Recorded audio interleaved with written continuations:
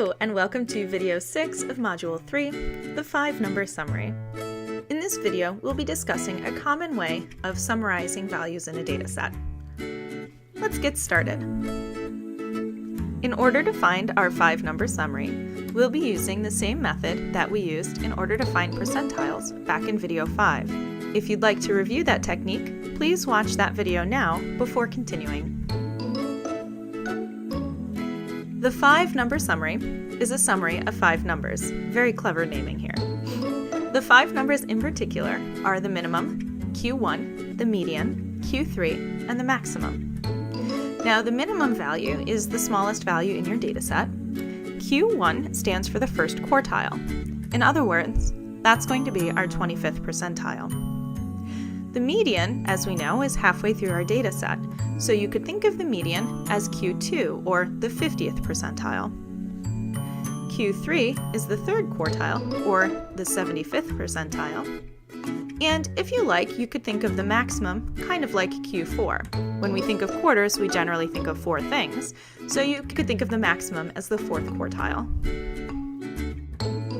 In this example, we're going to find the 5-number summary for the values that we were looking at in video 5. When I find a 5-number summary, I usually like to find the easiest numbers first, and then work my way to the more challenging things to find. The easiest 2 numbers to find are the minimum and maximum, especially when your values are already put into order like they are here. The minimum value will be the smallest number, in this case, 1 degree Fahrenheit, and the maximum value will be the largest, so 27 degrees Fahrenheit. The next easiest value for me to find is the median, and because our data set is not very large, we could just count from the ends towards the center. And so we find that 5 and 7 are the middle 2 numbers. Remember, when you have an even number of numbers like we do here, to find the median, you're going to take the mean of the middle 2 values. In other words, we need to add 5 and 7 and cut it in half, and when we do that, we get 6. So the median is 6 degrees Fahrenheit. Now, in particular, if our data set is really large, it may be easier to use the percentile method to identify the median. So let's try that out here as well and see if we get the same answer. In order to use the percentile method, I need to know how many numbers are in my data set. In the previous video, we found there to be 20 numbers, so n is 20. To find the median, we need to determine 50% of n. In other words, what is 50% of 20? We can do 0.5 times 20, and that will tell us a 10. Remember that this method of finding a percentile tells us a location. In this case, since we got a whole number value, that means we have to look at the number in the 10th spot and the one afterwards. We have to find the 10th and 11th numbers. When I count through, this is going to be the last 5 and the first 7. Then we'll add these 2 numbers together and divide by 2, and we end up getting a 6. Notice that these are exactly the same 2 values we circled when we used our other method of finding the median. Next, let's find the first quartile. The first quartile represents the 25th percentile, so I need to find 25% of n. In this case, 25% of 20. Again, I'm going to take my 25% and turn it into a decimal, so I have 0.25 times 20, which gave me an answer of 5. Just like when we found the median, we ended up with a whole number value here. So that means we're going to have to look at the numbers that are in the 5th and the 6th spots, and then take their mean. When I count over, this is going to be the second 4 and the first 5. These are the 5th and 6th numbers in our data set. So I add them up and cut it in half, and that tells me 4.5 degrees Fahrenheit. Lastly, let's determine Q3. The third quartile is the same as the 75th percentile, so we need to find 75% of n, or 75% of 20. We'll turn this into 0.75 times 20, and we end up with 15. As before, we wound up with a whole number value, so this means we're going to need to find the values in the 15th and 16th spots. When I count through, this is going to be the 11 and the first 12. As with Q1 and the median, we'll add those 2 numbers together and divide by 2, and we end up with 11.5. So the third quartile is 11.5 degrees Fahrenheit. Now, in this example, our locations just happened to be whole number values, which meant we needed to find the mean of two numbers. If our locations had been decimal values, remember that you would round that value up and you would just take the number in that spot. So if we had gotten a location of 15.2, we would have rounded it up to 16 and we would have just taken the 16th number. If you'd like to review that idea, please watch video 5 again. Now that we found our 5-number summary, let's play around with it just a little bit. The interquartile range, or the IQR, is the difference between the third and the first quartile. In other words, you can find the IQR by doing Q3 minus Q1. The IQR can be helpful because it tells us the range of the middle 50% of our data set. If the IQR is large, that means that the middle of our data set is really spread out. If the IQR is small, that means that our data values are pretty close together. Let's see if we can find the IQR for the data set that we were just working with.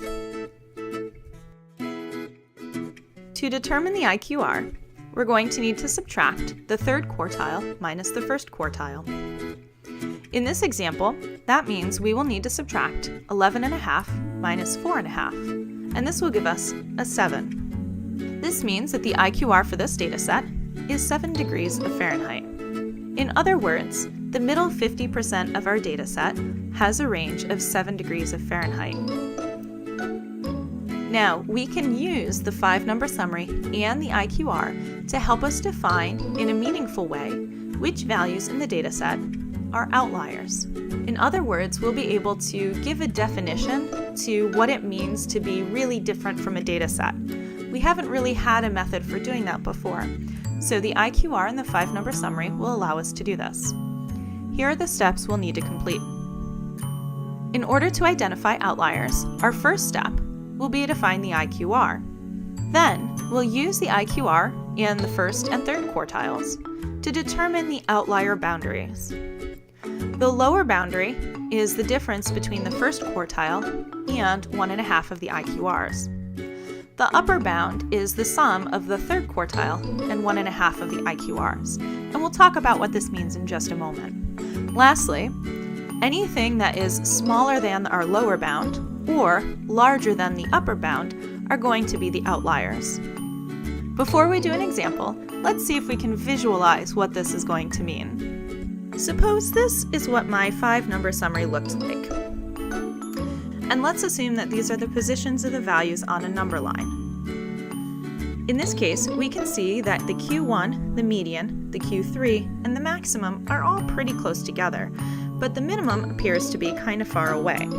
So the question becomes, is that minimum far enough away to be an outlier, or is it kind of far away, but not far away enough for it to be strange? Here's what this method of finding outliers is going to look like.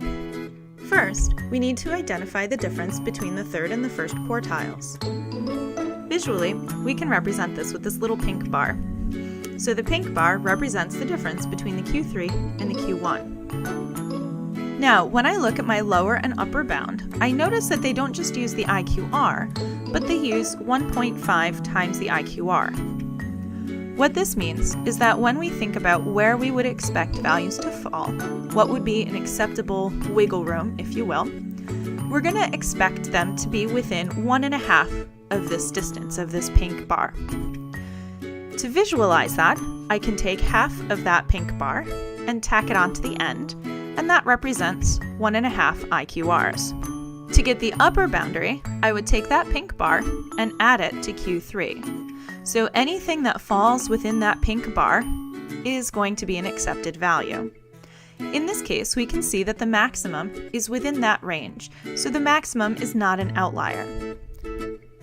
Since the maximum is the largest value, there are no outliers on the upper end of this particular data set. To see if there's any lower values, to see if that minimum is an outlier, I'm going to take that distance and subtract it from Q1.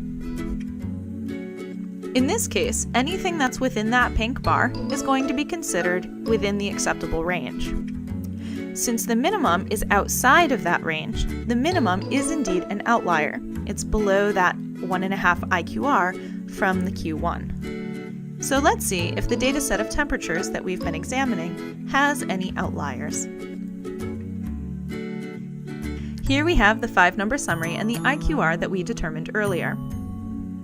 To see if there are any outliers, first we need to figure out what is the lower bound. So the formula for the lower bound is Q1 minus 1.5 times the IQR. When I substitute in those values, we get 4.5 minus 1.5 times 7. Now be careful here, we need to follow our order of operations, which means we have to do that multiplying before we can do the subtracting. So I'll multiply 1.5 times 7, and that will give me 10.5. When I do the subtracting, 4.5 minus 10.5 is going to give me -6. So the lower boundary for this data set would be a -6 degrees Fahrenheit. What this means is if I have any temperatures that were colder than -6 degrees Fahrenheit, then they would be outliers. Since our minimum value was 1 degree Fahrenheit, we don't have any temperatures that are below -6, so we have no really cold outliers. To determine the upper boundary for outliers, we're going to take the third quartile, and this time we will add 1.5 times the IQR. We're adding instead of subtracting because we want to give space above the third quartile, not below. Substituting in our values, we have 11.5 plus 1.5 times 7. We'll still follow our order of operations, so we'll do 1.5 times 7 to get 10.5. And when I add these two values, I get 22. So the upper boundary is going to be 22 degrees Fahrenheit. When I look at my data set, I notice that one of the values is greater than 22 degrees Fahrenheit. This means that 27 is an outlier. And if we look at the rest of the values in the data set, it kind of makes sense because the next highest value was 14. So 27 does appear to be quite a bit larger than the other values in this data set. So to recap, this data set has one outlier of 27 degrees Fahrenheit. This concludes our video about 5-number summaries. In the next video, we'll discuss a certain way of visualizing data called a box plot. And the box plot is going to be built off of this 5-number summary. If you'd like to learn how to make a box plot, you can click on the arrow to the right. If you'd like to review percentiles, you can watch the previous video by clicking on the arrow to the left. Thanks for watching, and have a wonderful day.